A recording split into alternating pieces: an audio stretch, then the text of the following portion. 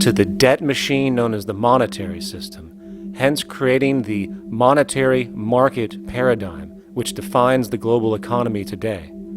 There is one consequence that runs through the entire machine: inequality. Whether it is the market system which creates a natural gravitation towards monopoly and power consolidation, while also generating pockets of wealthy industries that tower over others regardless of utility, such as the fact that top hedge fund managers on Wall Street now take home over $300 million a year for contributing literally nothing, while a scientist looking for a cure for a disease trying to help humanity might make $60,000 a year if they're lucky. Or whether it is the monetary system, which has class division built right into its structure. For example, if I have $1 million to spare and I put it into a CD at 4% interest, I will make $40,000 a year. No social contribution, no nothing. However, if I'm a lower class person and have to take loans to buy my car or home, I am paying in interest, which, in abstraction, is going to pay that millionaire with the 4% CD. This stealing from the poor to pay the rich is a foundational, built-in aspect of the monetary system, and it could be labeled structural classism. Of course, historically, social stratification has always been deemed unfair, but obviously accepted overall as now 1% of the population owns 40% of the planet's wealth. But, material fairness aside, there is something else going on underneath the surface of inequality, causing an incredible deterioration in public health as a whole. Well, I think people are often puzzled by the contrast between the material success of our societies, unprecedented levels of wealth, and the many social failings. I mean, if you look at the rates of drug abuse or violence or self-harm amongst kids or mental illness, there's clearly something going deeply wrong with our societies. What the data that I've been describing does is simply shows that intuition that people have had for hundreds of years, that inequality is divisive and socially corrosive, that intuition is truer than I think we ever imagined.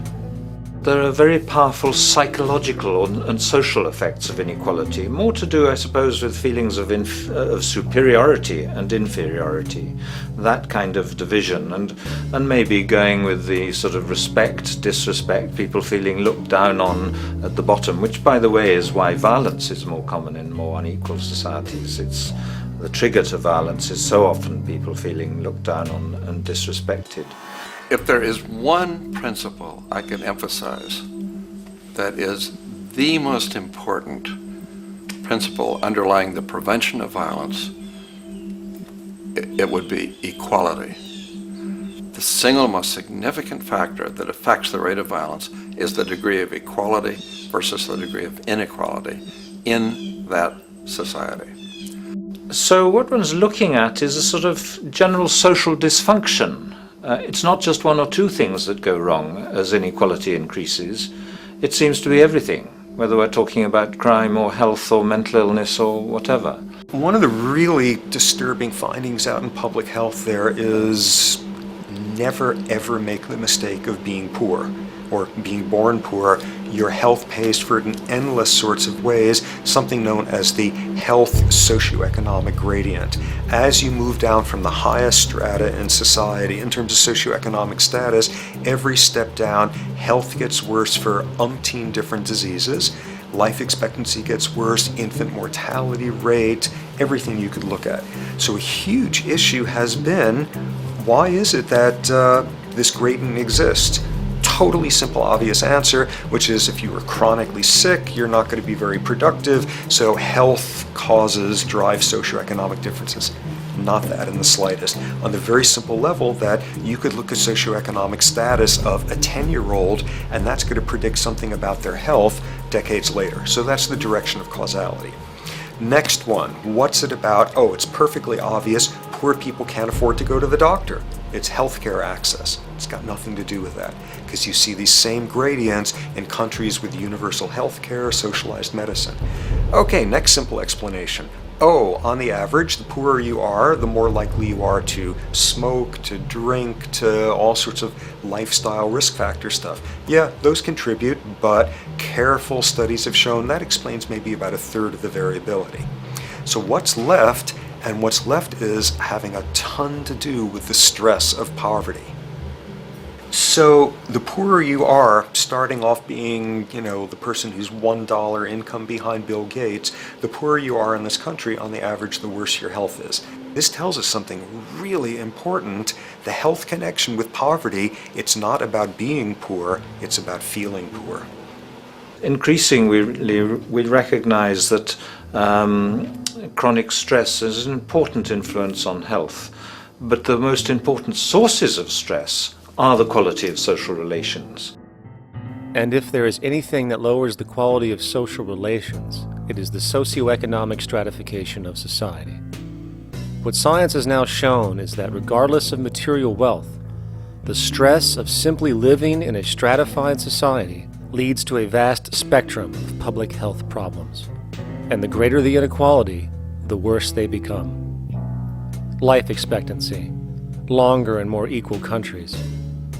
Drug abuse, less in more equal countries. Mental illness, less in more equal countries. Social capital, meaning the ability of people to trust each other, naturally greater in more equal countries. Educational scores, higher in more equal countries. Homicide rates, less in more equal countries. Crime and rates of imprisonment, less in more equal countries. It goes on and on. Infant mortality, obesity, teen birth rate, less in more equal countries. And perhaps most interesting, innovation, greater in more equal countries, which challenges the age-old notion that a competitive, stratified society is somehow more creative and inventive. Moreover, a study done in the UK called the Whitehall Study confirmed that there is a social distribution of disease as you go from the top of the socioeconomic ladder to the bottom. For example, it was found that the lowest rungs of the hierarchy had a 4-fold increase of heart disease-based mortality compared to the highest rungs. And this pattern exists irrespective of access to health care. Hence, the worse a person's relative financial status, the worse their health is going to be on average. This phenomenon is rooted in what could be termed psychosocial stress, and it is at the foundation of the greatest social distortions plaguing our society today. Its cause? The monetary market system. Make no mistake, the greatest destroyer of ecology, the greatest source of waste and depletion and pollution, the greatest purveyor of violence, war, crime, poverty, animal abuse, and inhumanity, the greatest generator of social and personal neuroses, mental disorders, depression, anxiety, not to mention the greatest source of social paralysis, stopping us from moving into new methodologies for personal health, global sustainability, and progress on this planet, is not some corrupt government or legislation, not some rogue corporation or banking cartel, not some flaw of human nature, and not some secret hidden cabal that controls the world. It is, in fact, the socio-economic system itself at its very foundation.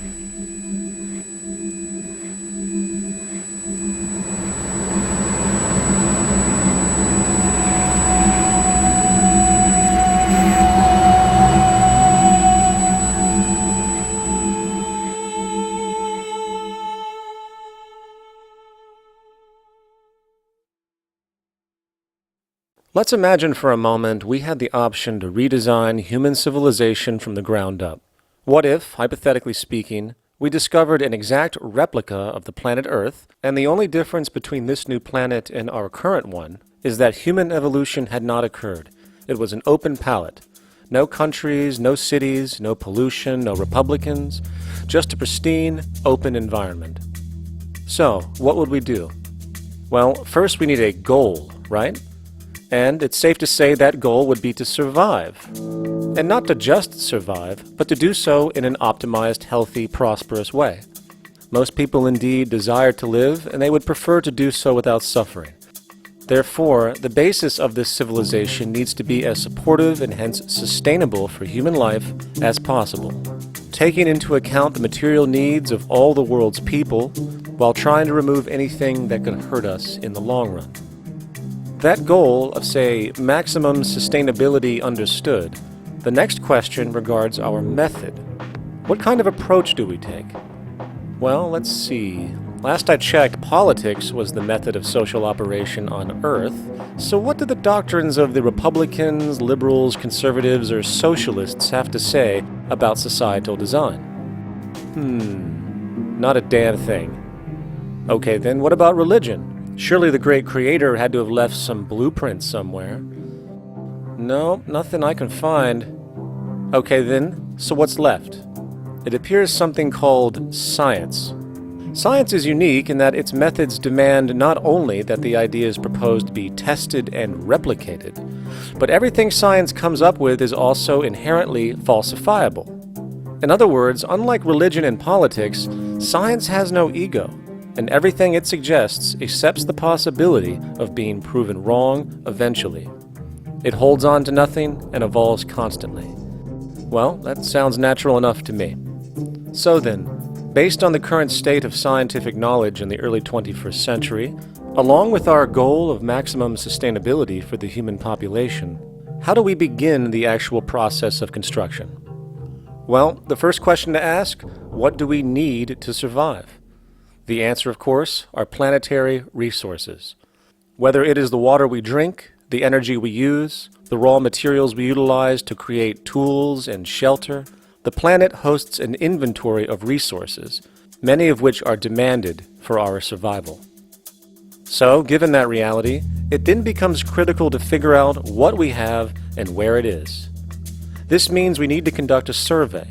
We simply locate and identify every physical resource on the planet we can, along with the amount available at each location, from the deposits of copper to the most potent locations for wind farms to produce energy, to the natural freshwater springs, to an assessment of the amount of fish in the ocean, to the most prime arable land for food cultivation, etc. But since we humans are going to be consuming these resources over time, we then realize that not only do we need to locate and identify, we also need to track. We need to make sure we don't run out of any of this stuff. That would be bad. And this means not only tracking our rates of use, but the rates of earthly regeneration as well, such as how long it takes for, say, a tree to grow or a spring to replenish. This is called dynamic equilibrium. In other words, if we use up trees faster than they can be grown back, we have a serious problem, for it is unsustainable. So then, how do we track this inventory, especially when we recognize that all of this stuff is scattered everywhere? We have large mineral mines in what we call Africa, energy concentrations in the Middle East, huge tidal power possibilities on the Atlantic coast of North America, the largest supply of fresh water in Brazil, etc. Well, once again, good old science has a suggestion. It's called systems theory. Systems theory recognizes that the fabric of the natural world, from human biology to the earthly biosphere to the gravitational pull of the solar system itself, is one huge synergistically connected system, fully interlinked. Just as human cells connect to form our organs, and the organs connect to form our bodies, and since our bodies cannot live without the earthly resources of food, air, and water, we are intrinsically connected to the earth, and so on. So, as nature suggests, we take all of this inventory and tracking data and create a system to manage it. A global resource management system, in fact, to account for every relevant resource on the planet. There is simply no logical alternative if our goal as a species is survival in the long run. We have to keep track as a whole. That understood, we can now consider production. How do we use all this stuff? What will our process of production be, and what do we need to consider to make sure it is as optimized as possible to maximize our sustainability? Well, the first thing that jumps right out at us is the fact that we need to constantly try and preserve. The planet's resources are essentially finite, so it is important that we be strategic. Strategic preservation is key. The second thing we recognize is that some resources are really not as good as others in their performance. In fact, some of this stuff, when put into use, has a terrible effect on the environment, which invariably hinders our own health. For example, oil and fossil fuels, no matter how you cut it, release some pretty destructive agents into the environment. Therefore, it is critical we do our best to use such things only when we really have to, if at all. Fortunately for us, we see a ton of solar, wind, tidal, wave, heat differential, and geothermal possibilities for energy production, so we can strategize objectively about what we use and where to avoid what could be called negative retroactions, or anything that results from production or use that damages the environment and hence ourselves. We will call this strategic safety to couple in with our strategic preservation. But production strategies do not stop there. We are going to need an efficiency strategy for the actual mechanics of production itself. And what we find is that there are roughly 3 specific protocols we must adhere to. 1. Every good we produce must be designed to last as long as possible. Naturally, the more things break down, the more resources we are going to need to replace them, and the more waste produced. 2. When things do break down or are no longer usable for whatever reason, it is critical that we harvest or recycle as much as we possibly can. So the production design must take this into account directly at the very earliest stages. 3. Quickly evolving technologies, such as electronics, which are subject to the fastest rates of technological obsolescence, would need to be designed to foreshadow and accommodate physical updates. The last thing we want to do is throw away an entire computer system just because it has only one broken part or is outdated. So we simply design the components to be easily updated, part by part, standardized and universally interchangeable, foreshadowed by the current trend of technological change. And when we realize that the mechanisms of strategic preservation, strategic safety, and strategic efficiency are purely technical considerations, devoid of any human opinion or bias, we simply program these strategies into a computer which can weigh and calculate all the relevant variables, allowing us to always arrive at the absolute best method for sustainable production based on current understandings. And while that might sound complex, all it is a glorified calculator. Not to mention, such multivariate decision-making and monitoring systems are already used across the world today for isolated purposes. It is simply a process of scaling it out. So, now we not only have our resource management system, but also a production management system, both of which are easily computer automated to maximize efficiency, preservation, and safety. The informational reality is that the human mind, or even a group of humans, cannot track what needs to be tracked. It must be done by computers, and it can be. And this brings us to the next level, distribution. What sustainability strategies make sense here? Well, since we know that the shortest distance between 2 points is a straight line, and since energy is required to power transport machines, the less transport distance, the more efficient. Producing goods in one continent and shipping them over to another only makes sense if the goods in question simply cannot be produced in the target area. Otherwise, it is nothing but wasteful. We must localize production so distribution is simple, fast, and requires the least amount of energy. We'll call this the proximity strategy, which simply means we reduce the travel of goods as much as possible, whether raw materials or finished consumer products. Of course, it might also be important to know what goods we are transporting and why, and this falls under the category of demand. And demand is simply what people need to be healthy and to have a high quality of life. The spectrum of material human needs range from core life-supporting necessities, such as food, clean water, shelter, to social and recreational goods, which allow for relaxation and personal social enjoyment, both important factors in human and social health overall. So, very simply, we take another survey. People describe their needs. Demand is assessed, and production begins based on that demand. And since the level of demand of different goods will naturally fluctuate and change around different regions, we need to create a demand distribution tracking system, so to avoid overruns and shortages. Of course, this idea is old news. It is used in every major store chain today to make sure they keep up with their inventory.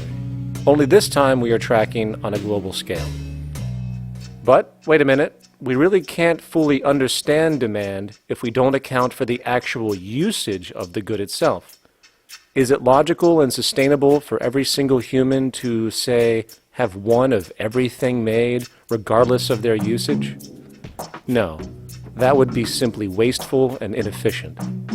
If a person has a need for a good, but that need is only for, say, 45 minutes a day on average, it would be much more efficient if that good was made available to them and to others when needed. Many forget that it isn't the good that they want, it is the purpose of that good. When we realize that the good itself is only as important as its utility, we see that external restriction, or what we might call today ownership, is extremely wasteful and environmentally illogical in a fundamental economic sense. So, we need to devise a strategy called strategic access. This will be the foundation of our demand distribution tracking system, which makes sure we can meet the demand of the population's needs for access of whatever they need when they need it. And as far as physically obtaining the goods, centralized and regional access centers all make sense for the most part, placed in close proximity to the population, and a person would simply come in, take the item, use it, and when finished, return it when it is no longer needed. Sort of how a library works today.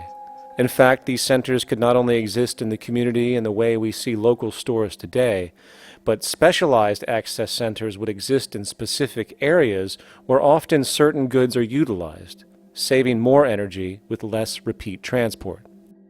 And once this demand tracking system is in order, it is tied into our production management system, and of course into our resource management system, hence creating a unified, dynamically updating, global economic management machine that simply makes sure we remain sustainable, starting with securing the integrity of our finite resources, moving to make sure we only create the best, most strategic goods possible, while distributing everything in the most intelligent and efficient way.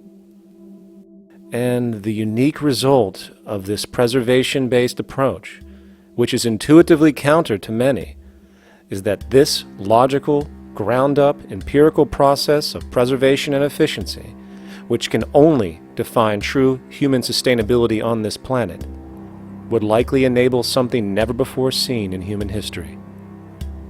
Access abundance, not just for a percentage of the global population, but the entire civilization.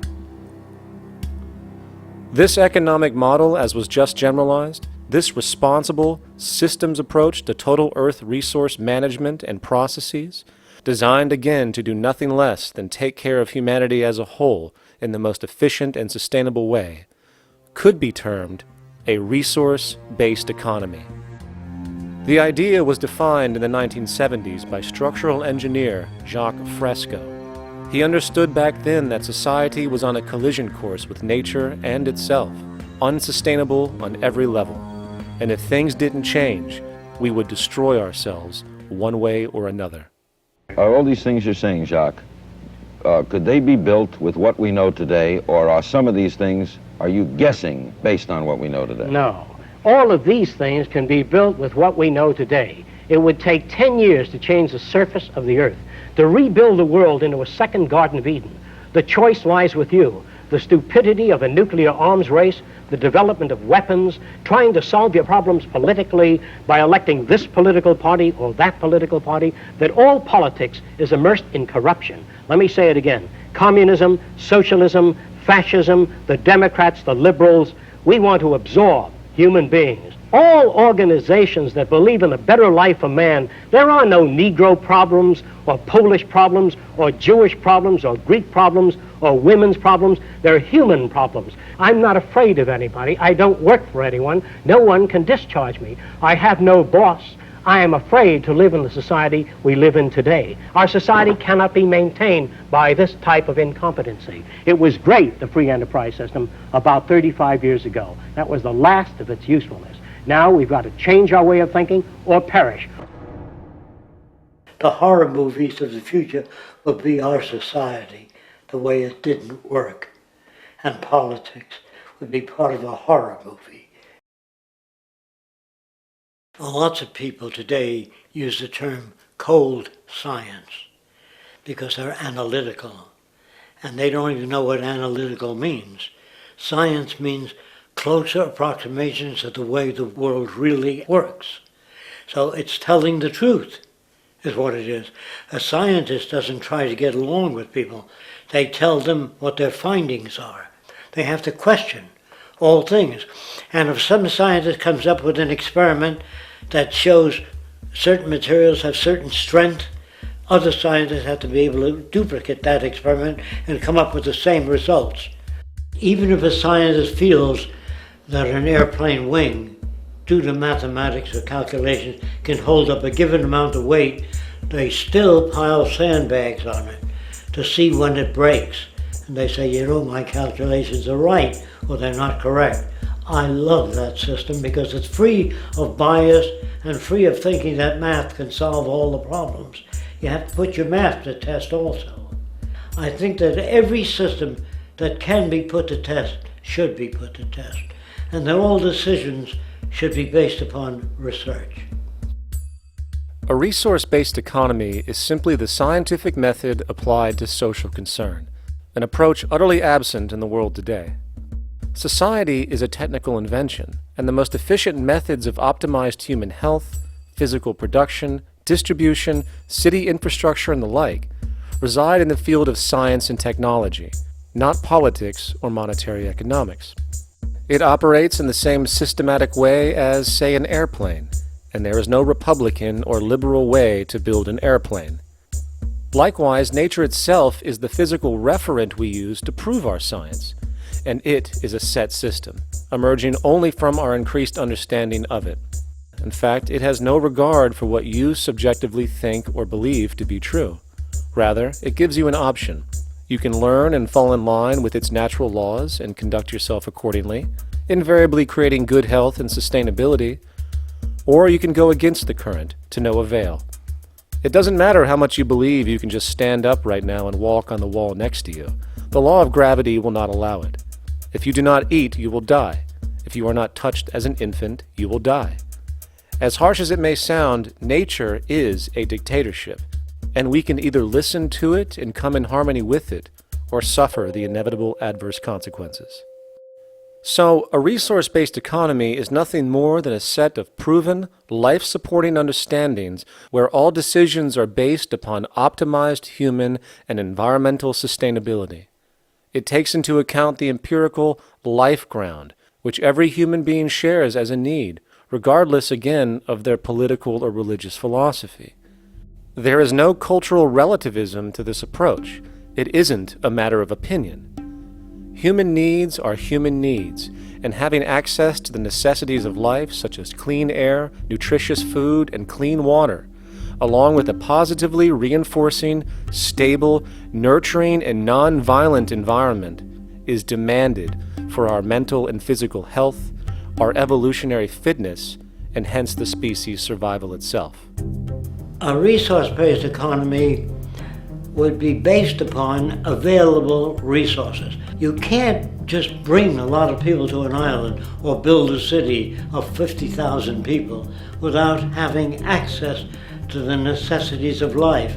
So when I use the term a comprehensive systems approach, I'm talking about doing an inventory of the area first and determining what that area can supply, not just architectural approach, not just design approach, but design must be based on all of the requirements to enhance human life. And that's what I mean by an integrated way of thinking.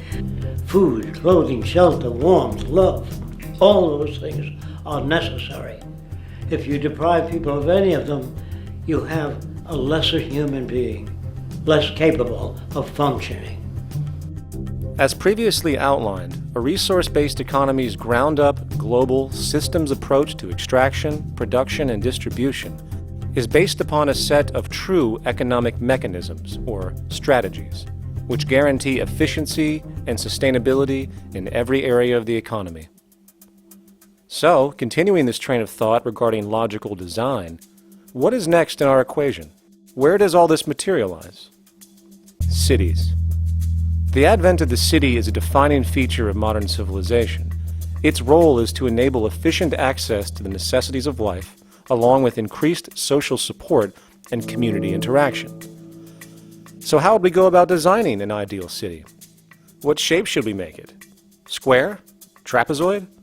Well, given we're going to be moving around the thing, we might as well make it as equidistant as possible for ease, hence the circle. What should the city contain? Well, naturally we need a residential area, a goods production area, a power generation area, an agricultural area. But we also need nurturing as human beings, hence culture, nature, recreation, and education. So let's include a nice open park, an entertainment events area for cultural purposes and socializing, and educational and research facilities. And since we're working with a circle, it seems rational to place these functions in belts based on the amount of land required for each goal, along with ease of access. Very good. Now, let's get down to specifics. First, we need to consider the core infrastructure, or intestines, of the city organism. These would be the water, good, waste, and energy transport channels. Just as we have water and sewage systems under our cities today, we would extend this channeling concept to integrate waste recycling and delivery itself. No more mailmen or garbage men. It is built right in. We could even use automated pneumatic tubes and similar technologies. Same goes for transport. It needs to be integrated and strategically designed to reduce or even remove the need for wasteful, independent automobiles. Electric trams, conveyors, transveyors, and maglevs, which can take you virtually anywhere in the city, even up and down, along with connecting you to other cities as well. And of course, in the event an automobile is required, it is automated by satellite for safety and integrity. In fact, this automation technology is in working order right now. Automobile accidents kill about 1.2 million people every single year, injuring about 50 million. This is absurd and doesn't have to occur. Between efficient city design and automated driverless cars, this death toll can be virtually eliminated. Agriculture. Today, through our haphazard, cost-cutting industrial methods, using pesticides, excessive fertilizers, and other means, we have successfully destroyed much of the arable land on this planet, not to mention also extensively poisoning our bodies.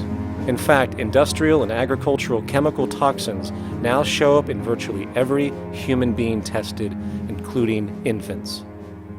Fortunately, there is a glaring alternative: the soilless mediums of hydroponics and aeroponics, which also reduce nutrient and water requirements by up to 75% of our current usage. Food can now be organically grown on an industrial scale in enclosed vertical farms, such as in 50-story 1-acre plots, virtually eliminating the need for pesticides and hydrocarbons in general. This is the future of industrial food cultivation, efficient, clean, and abundant. So, such advanced systems would be, in part, what comprise our agricultural belt, producing all the food required for the entire city's population, with no need to import anything from the outside, saving time, waste, and energy. And speaking of energy, the energy belt would work in a systems approach to extract electricity from our abundant renewable mediums, specifically wind, solar, geothermal, and heat differentials, and if near water potentials, tidal and wave power. To avoid intermittency and make sure a positive net energy return occurs, these mediums would operate in an integrated system, powering each other when needed, while storing excessive energy to large supercapacitors under the ground, so nothing can go to waste. And not only does the city power itself, particular structures will also power independently and generate electricity through photovoltaic paints, structural pressure transducers, the thermocouple effect, and other current but underutilized technologies. But of course, this begs the question, how does this technology and goods in general get created in the first place? This brings us to production. The industrial belt, apart from having hospitals and the like, would be the hub of factory production. Completely localized overall, it would of course obtain raw materials by way of the global resource management system just discussed, with demand being generated by the population of the city itself. As far as the mechanics of production, we need to discuss a new, powerful phenomenon which was sparked very recently in human history and is on pace to changing everything. It's called mechanization, or the automation of labor. Well, if you look around you, you'll notice that almost everything that we use today is built automatically. Your shoes, your clothes, your home appliances, your car, and so on, they are all built by machines in an automatic way. Can we say that the society has not been influenced by these major technological advancements? Of course not. These systems really dictate new structures and new needs, and they make a lot of other things obsolete. So we've been going up in the development and use of technology in an exponential way. So definitely automation is going to continue. You cannot stop technologies that just make sense. Labor automation through technology is at the bottom of every major social transformation in human history. From the agricultural revolution and the invention of the plow, to the industrial revolution and the invention of the powered machine, to the information age we live in now through essentially the invention of advanced electronics and computers. And with regard to advanced production methods today, mechanization is now evolving on its own, moving away from the traditional method of assembling component parts into a configuration into an advanced method of creating entire products in one single process. Like most engineers, I'm fascinated by biology because it's so full of examples of extraordinary pieces of engineering. And absolutely, what biology is the study of things that copy themselves. Of course, that's good a definition of life as we've got. Again, as an engineer, I've always been intrigued by the idea of machines that would copy themselves. RepRap is a three-dimensional printer. That's to say, it's a printer that you plug into a computer, and instead of making two-dimensional sheets of paper with patterns on, it makes real, physical, three-dimensional objects. Now, there's nothing new about that. 3D printers have been around for about 30 years. Big thing about RepRap is that it prints most of its own parts. So if you've got one, you can make another one and give it to a friend, as well as being able to print lots of useful things. From the simple printing of basic household goods in your home to the printing of an entire automobile body in one swoop, advanced automated 3D printing now has the potential to transform virtually every field of production, including home construction. Contour crafting is actually a fabrication technology, the so-called 3D printing, when you directly build a 3D object from a computer model. Using contour crafting, it will be possible to build a 2,000 square foot home entirely by the machine in one day. The reason that people are interested in automating construction is that it really brings a lot of benefits.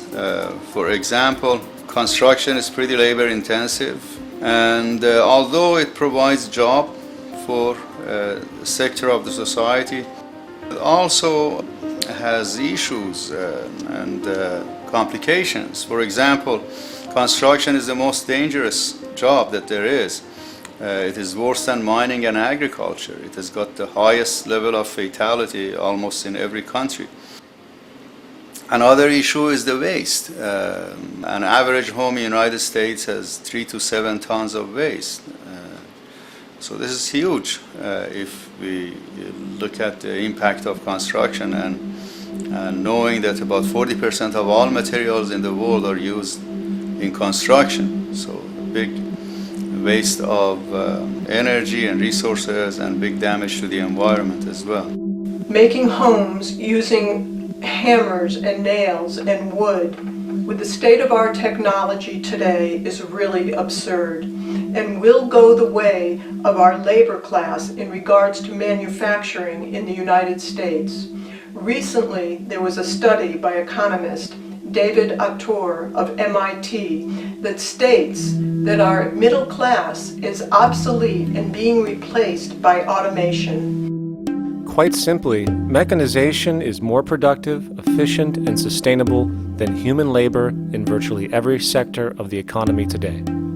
Machines do not need vacations, breaks, insurance, pensions, and they can work 24 hours a day every day. The output potential and accuracy compared to human labor is unmatched. The bottom line, repetitive human labor is becoming obsolete and impractical across the world, and the unemployment you see around you today is fundamentally the result of this evolution of efficiency in technology. For years, market economists have dismissed this growing pattern, which could be called technological unemployment, because of the fact that new sectors always seem to emerge to reabsorb the displaced workers. Today, the service sector is the only real hub left and currently employs over 80% of the American workforce, with most industrialized countries maintaining a similar proportion. However, this sector is now being challenged increasingly by automated kiosks, automated restaurants, and even automated stores. Economists today are finally acknowledging what they have been denying for years. Not only is technological unemployment exacerbating the current labor crisis we see across the world due to the global economic downturn, but the more the recession deepens, the faster the industries are mechanizing. The catch, which is not realized, is that the faster they mechanize to save money, the more they displace people, the more they reduce public purchasing power. This means that while the corporation can produce everything more cheaply, fewer and fewer people will actually have money to buy anything, regardless of how cheap they become. The bottom line is that the labor for income game is slowly coming to an end. In fact, if you take a moment to reflect on the jobs which are in existence today, which automation could take over right now if applied, 75% of the global workforce could be replaced by mechanization tomorrow. And this is why, in a resource-based economy, there is no monetary market system, no money at all, for there is no need. A resource-based economy recognizes the efficiency of mechanization and accepts it for what it offers. It doesn't fight it like we do today. Why? Because it is irresponsible not to, given any interest in efficiency and sustainability. And this brings us back to our city system. In the center is the central dome, which not only houses the educational facilities and transportation hub, it also hosts the mainframe that runs the city's technical operations. The city is, in fact, one big automated machine. It has sensors in all technical belts to track the progress of agriculture, energy gathering, production, distribution, and the like. Now, would people be needed to oversee these operations in the event of a malfunction or the like? Most probably yes, but that number would decrease over time as improvements continue.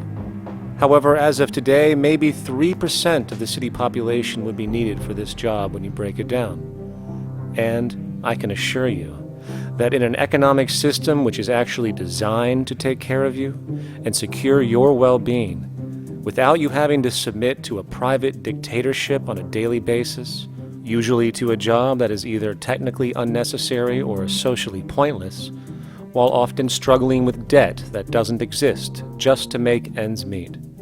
I guarantee you people will volunteer their time left and right to maintain and improve a system that actually takes care of them.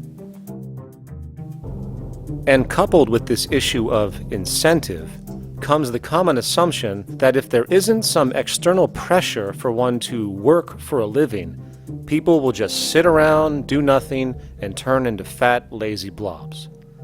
This is nonsense. The labor system we have today is in fact the generator of laziness, not a resolver of it. If you think back to when you were a child, full of life, interested in new things to understand, likely creating and exploring. But as time went on, the system pushed you into the focus of figuring out how to make money. And from early education to study at a university, you are narrowed, only to emerge as a creature which serves as a cog in a wheel in a model that sends all the fruits to the upper 1%. Scientific studies have now shown that people are, in fact, not motivated by monetary reward when it comes to ingenuity and creation. The creation itself is the reward. Money, in fact, appears only to serve as an incentive for repetitive, mundane actions, a role we have just now shown can be replaced by machine. So when it comes to innovation, the actual use of the human mind, the monetary incentive has proven to be a hindrance, interfering and detracting from creative thought. And this might explain why Nikola Tesla, the Wright brothers, and other inventors who contributed massively to our current world never showed a monetary incentive to do so. Money is, in fact, a false incentive and causes 100 times more distortion than it does contribution. Good morning, class. Please settle down. The first thing I would like to do is go around the room and ask what everyone would like to be when they grow up. Who would like to go first? Okay, how about you, Sarah? When I grow up, I want to work at McDonald's like my mom. Oh, family tradition, eh? How about you, Linda? When I grow up, I'm going to be a prostitute on the streets of New York City. Oh, glamour girl, huh? Very ambitious. How about you, Tommy? When I grow up, I'm going to be a rich, elitist businessman who works on Wall Street and profits off of the collapse of foreign economies. Enterprising. And great to see some multicultural interest. As stated before, a resource-based economy applies the scientific method to social concern, and this isn't limited to simply technical efficiency. It also has the consideration of human and social well-being directly and what comprises it. What good is a social system if, in the end, it doesn't produce happiness and peaceful coexistence? So it is important to point out that with the removal of the money system and the necessities of life provided, we would see a global reduction in crime by about 95% almost immediately, for there is nothing to steal, embezzle, scam, or the like. 95% of all people in prisons today are there due to some monetary-related crime or drug abuse, and drug abuse is a disorder, not a crime. So what about the other 5%, the truly violent, often seeming to some as being violent for the sake of being violent? Are they just evil people? The reason that I frankly think it's a waste of time to engage in moral value judgments about people's violence is because it doesn't advance by one iota our understanding of either the causes or the prevention of the violent behavior. People sometimes ask if I believe in forgiving criminals. My answer to that is, no, I don't believe in forgiveness any more than I believe in condemnation. It's only if we as a society can take the same attitude of treating violence as a problem in public health and preventive medicine rather than as a moral evil. It's only when we make that change in our own attitudes and assumptions and values that we will actually succeed in reducing the level of violence rather than stimulating it, which is what we do now. The more justice you seek, the more hurt you become, because there's no such thing as justice. There is whatever there is out there. That's it. In other words, if people are conditioned to be racist and bigots, if they're brought up in an environment that advocates that, why do you blame the person for it? They're a victim of a subculture. Therefore, they have to be helped.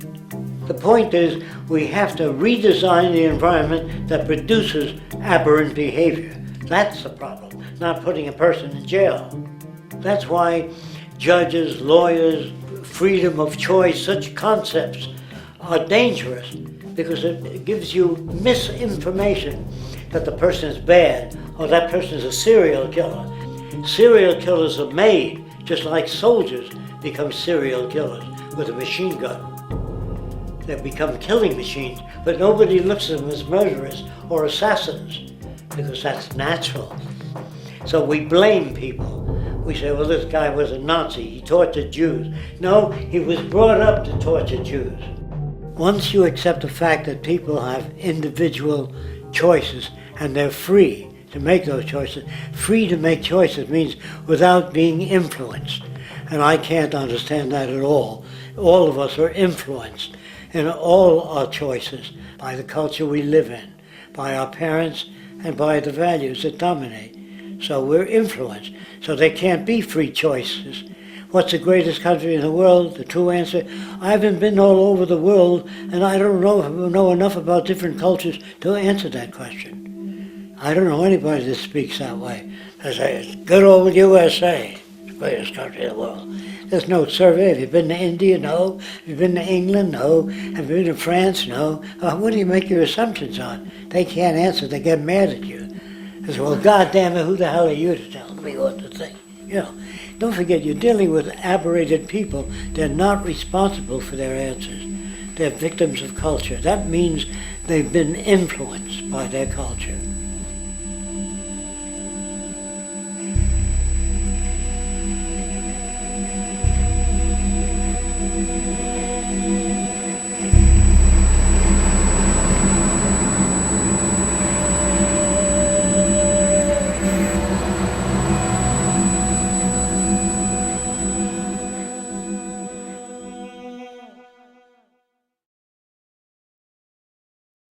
When we consider a resource-based economy, there are often a number of arguments that tend to come up with regard to the efficiency. Now hold on just a minute. Yes? I know what this is. This is called Marxism, buddy. Stalin killed 800 billion people because of ideas like this. My father died in the gulag. Hold on. Communist, fascist. You don't like America, you should just leave. All right, everybody just calm down. Death to the New World Order. Death to the New World Order. And as the irrationality of the audience grew, shocked and confused, suddenly the narrator suffered a fatal heart attack. And the seemingly communist propaganda film was no more.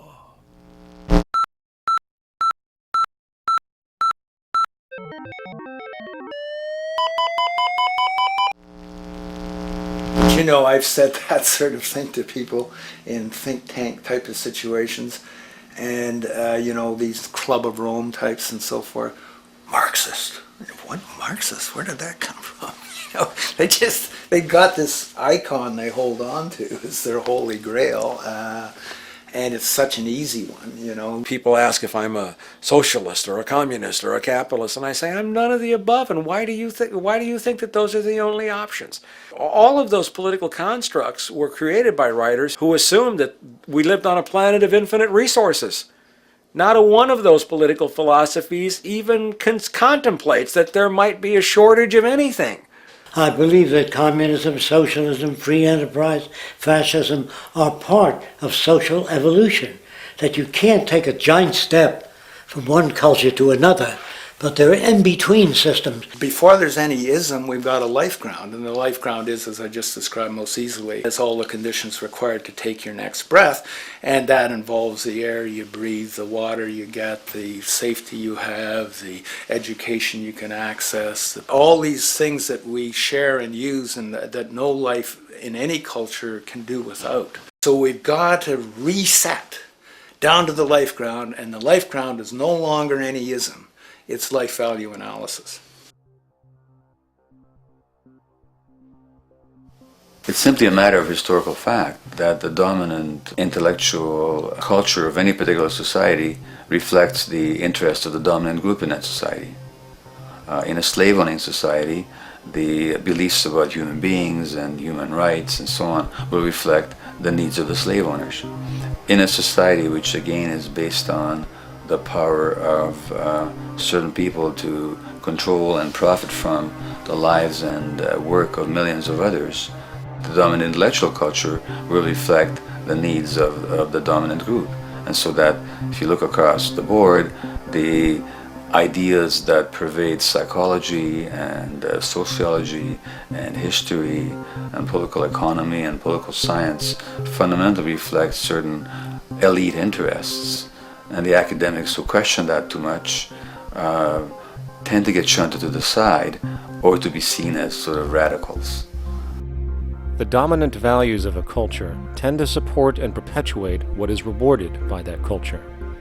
And in a society where success and status is measured by material wealth, not social contribution, it is easy to see why the state of the world is what it is today. We are dealing with a values system disorder, completely denatured, where the priority of personal and social health have become secondary to the detrimental notions of artificial wealth and limitless growth. And like a virus, this disorder now permeates every facet of government, news media, entertainment, and even academia. And built into its structure are mechanisms of protection from anything that might interfere. Disciples of the monetary market religion, the self-appointed guardians of the status quo, constantly seek out ways to avoid any form of thought which might interfere with their beliefs, the most common of which are projected dualities. If you are not a Republican, you must be a Democrat. If you are not a Christian, you might be a Satanist. And if you feel society can be greatly improved to consider perhaps, taking care of everyone, you're just a utopianist. And the most insidious of them all, if you are not for the free market, you must be against freedom itself. I'm a believer in freedom. Every time you hear the word freedom being said anywhere or government interference said anywhere, it means, decoded, blocking maximization of turning money into more money for private money possessors. That's it. Every other thing they'll say, oh, we need more commodities for people, oh, this is freedom against tyranny and so forth. Every time you see it, you can decode it down to that. And I think you'll find a one-to-one correlation with every time they use it. And this is a sense in which we might call it's a syntax, a governing syntax of understanding and of value, so that it governs beneath their own recognition of it. So they may not say, oh, I didn't mean that at all, but in fact, that's what they do. Just like you may speak a grammar, and you have rules of grammar you follow without recognizing what the rules are. And so what we have is what I call the ruling value syntax that underlies this. So every time they use these words, government interference, lack of freedom, or progress, or development, you can decode them all to come back to mean that. Of course, when you hear the word freedom, it tends to be in the same sentence with something called democracy. It's fascinating how people today seem to believe that they actually have a relevant influence on what their government does, forgetting that the very nature of our system offers everything for sale. The only vote that counts is the monetary vote, and it doesn't matter how much any activist yells about ethics or accountability. In a market system, every politician, every legislation, and hence every government is for sale. And even with the $20 trillion bank bailout starting in 2007, an amount of money which could have changed, say, the global energy infrastructure to fully renewable methods, instead going to a series of institutions that literally do nothing to help society, institutions that could be removed tomorrow with no recourse. The blind conditioning that politics and politicians exist for the public well-being still continues. The fact is, politics is a business, no different than any other in a market system, and they care about their self-interest before anything else. I don't really, honestly, deep down believe in political action. I think the system contracts and expands as it wants to. It accommodates these changes. I think the civil rights movement was an accommodation on the part of those who own the country. I think they see where their self-interest lies. They see a certain amount of freedom seems good, an illusion of liberty. Give these people a voting day every year so that they'll have the illusion of meaningless choice. Meaningless choice that we go like slaves and say, "Joe, I voted it. The limits of debate in this country are established before the debate even begins, and everyone else is marginalized. They're made to seem either to be communists or some sort of disloyal person, a kook, there's a word, and now it's conspiracy. See, they've made that something that should not be even entertained for a minute, that powerful people might get together and have a plan. Doesn't happen. You're a kook. You're a conspiracy buff. And of all the mechanisms of defense of this system, there are two that repeatedly come up. The first is this idea that the system has been the cause of the material progress we have seen on this planet. Well, no. There are basically two root causes which have created the increased so-called wealth and population growth we see today. One, the exponential advancement of production technology, hence scientific ingenuity. And two, the initial discovery of abundant hydrocarbon energy, which is currently the foundation of the entire socioeconomic system. The free market, capitalist, monetary market system, whatever you want to call it, has done nothing but ride the wave of these advents with a distorted incentive system and a haphazard, grossly unequal method of utilizing and distributing those fruits. The second defense is a belligerent social bias generated from years of propaganda, which sees any other social system as a route to so-called tyranny, with various name droppings of Stalin, Mao, Hitler, and the death tolls they generated. Well, as despotic as these men might have been, along with the societal approaches they perpetuated, when it comes to the game of death, when it comes to the systematic daily mass murder of human beings, nothing in history compares to what we have today. Famines throughout at least the last century of our history have not been caused by a lack of food. They've been caused by relative poverty. The economic resources were so inequitably distributed that the poor simply didn't have enough money with which to buy the food that would have been available if they could have afforded to pay for it. That would be an example of structural violence. Another example, in Africa and some other areas, but I'll particularly focus on Africa, tens of millions of people are dying of AIDS. Why are they dying? It's not because we don't know how to treat AIDS.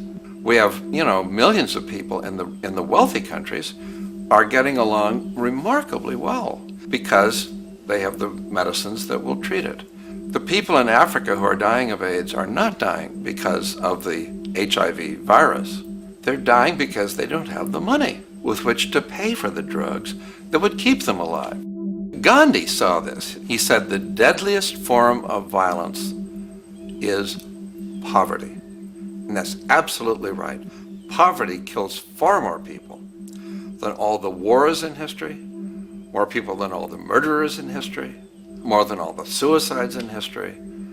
Not only does structural violence kill more people than all the behavioral violence put together, structural violence is also the main cause of behavioral violence.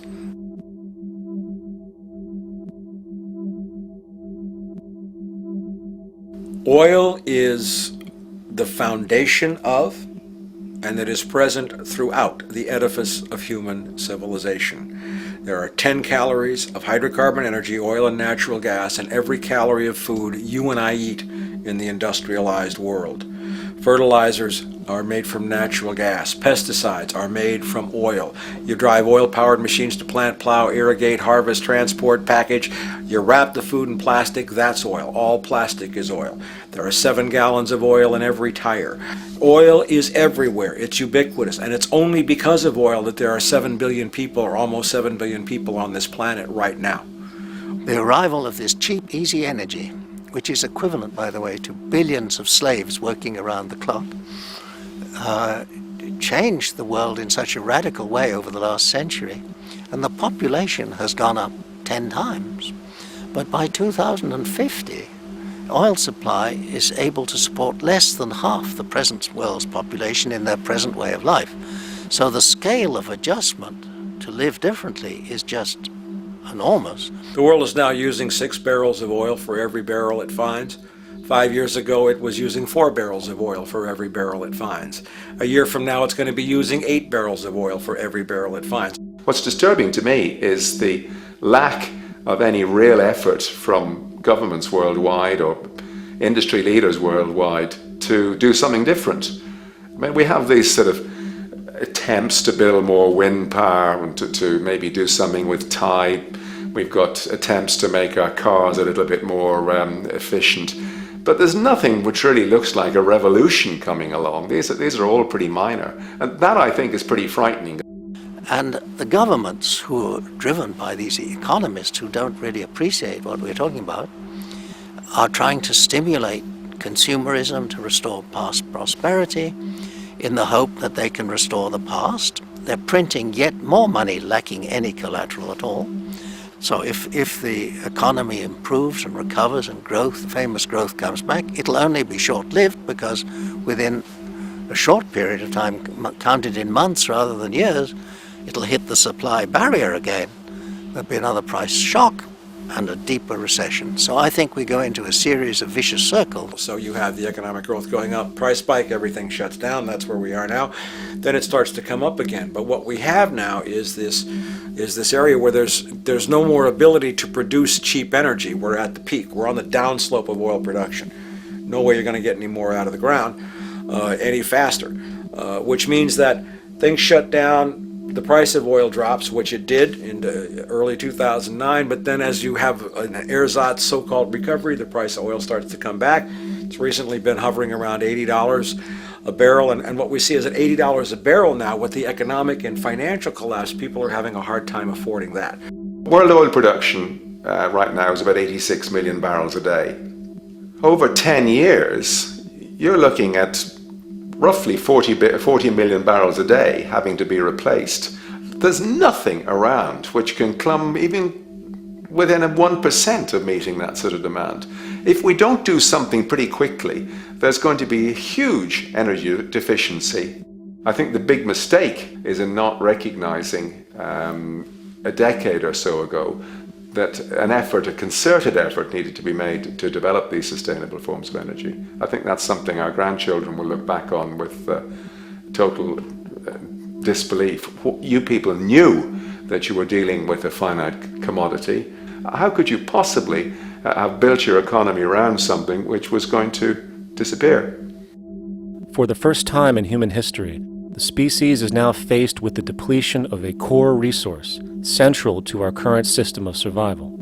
And the punchline of the whole thing is that even with oil becoming more and more scarce, the economic system will still blindly push its cancerous growth model, so people can go out and buy more oil-powered cars to generate GDP and jobs, exacerbating the decline. Are there solutions to replace the edifice of the hydrocarbon economy?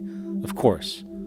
But the path needed to accomplish these changes will not manifest through the market system protocols required, since new solutions can only be implemented through the profit mechanism. People are not investing in renewable energies because there is no money in it in both the long and short term. And the commitment needed to make it happen can only occur at a severe financial loss. Hence, there is no monetary incentive. And in this system, if there's no monetary incentive, things do not happen. And on top of it all, peak oil is just one of many surfacing consequences of the environmental social train wreck gaining speed today. Other declines include freshwater, the very fabric of our existence, which is currently showing shortages for 2.8 billion people, and those shortages are on pace to reach 4 billion by 2030. Food production, the destruction of arable cropland, from which 99.7% of all human food comes from today, is occurring up to 40 times faster than it is being replenished. And over the last 40 years, 30% of the arable land has become unproductive. Not to mention that hydrocarbons are the backbone of agriculture today, and as it declines, so will the food supply. As far as resources in general, at our current patterns of consumption, by 2030 we will need 2 planets to continue our rates. Not to mention the continual destruction of life-supporting biodiversity, causing extinction spasms and environmental destabilization across the globe. And with all of these declines, we have the near exponential population growth, where by 2030 there might be over 8 billion people on this planet. Energy production alone would need to increase 44% by 2030 to meet such demand. And again, since money is the only initiator of action, are we to expect that any country on the planet is going to be able to afford the massive changes needed to revolutionize agriculture, water processing, energy production, and the like, when the global debt pyramid scheme is slowly shutting the entire world down? Not to mention the fact that the unemployment you currently see is going to become normality due to the nature of technological unemployment. The jobs are not coming back. And finally, a broad social perspective. From 1970 to 2010, poverty on this planet doubled due to this system. And given our current state, do you honestly think we will see anything less than more doubling, more suffering, and more mass starvation? There is not going to be any recovery. This is not some long depression that we're someday going to pull out of. I think the next phase we're going to see after the next round of economic collapse is massive civil unrest, when employment checks stop being paid because the states have no money left. And when things get so bad that people lose confidence in their elected leaders, they will demand change if we don't kill each other in the process or destroy the environment. I'm just afraid that we might get to the point of no return. And that bothers me no end. We do all we can to avoid that condition. It's clear that we're on the verge of a great transition in human life. That what we face now is this fundamental change of the life we've known over the last century. There has to be a link between the economy and the resources of this planet, the resources being, of course, all animal and plant life, the health of the oceans and everything else. This is a monetary paradigm that will not let go until it's killed the last human being. The in-group will do all it can to stay in power. And that's what you got to keep in mind. They'll use the Army and Navy and lies or whatever they have to use to keep in power. They're not about to give it up because they don't know of any other system that will perpetuate their kind.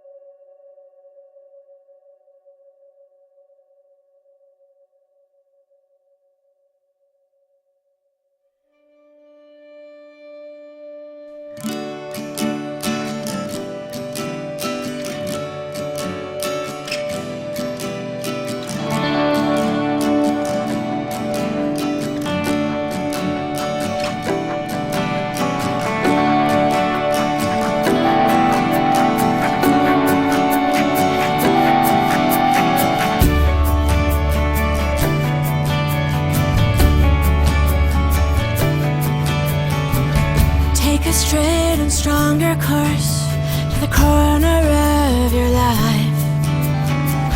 Just remember that the goal is for us all to capture all we want. We have to don't surround yourself with yourself. Move on back to squares. Send an instant karma to me, and I shall live with love and care for yourself. 'Cause it's time and time with your time, and its news is captured for the Queen to use.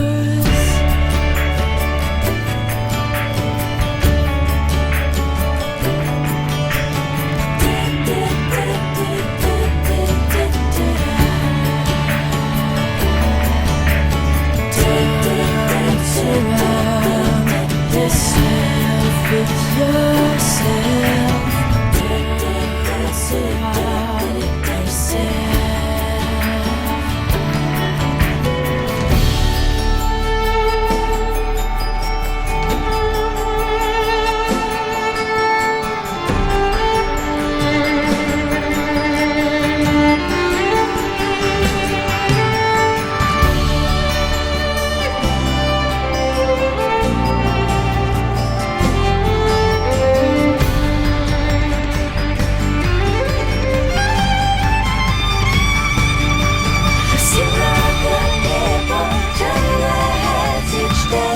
satisfied, I'm on my way.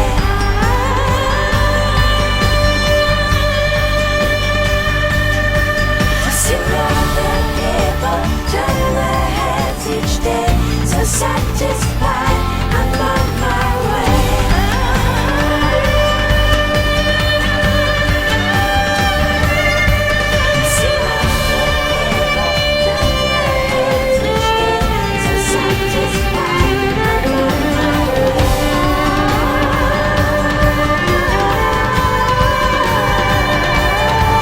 To see other people turn their heads each day, so satisfied.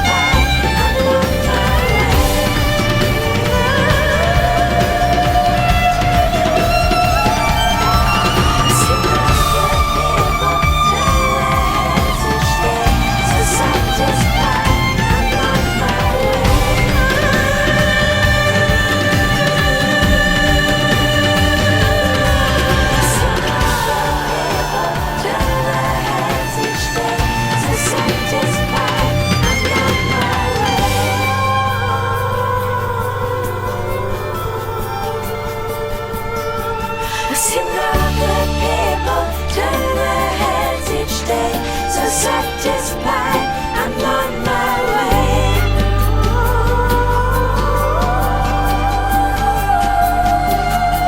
I see no good people turn their heads each day, so satisfied, I'm on my way.